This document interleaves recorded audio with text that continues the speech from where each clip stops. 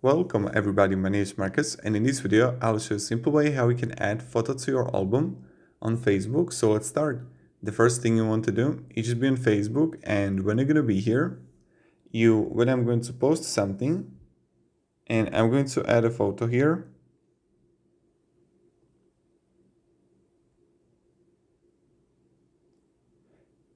Like here.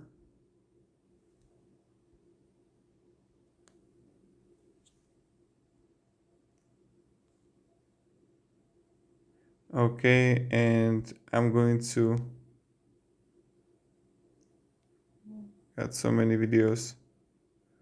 Whatever, this here, next. I can simply click on album here under the name, and you can simply add to some album the photo.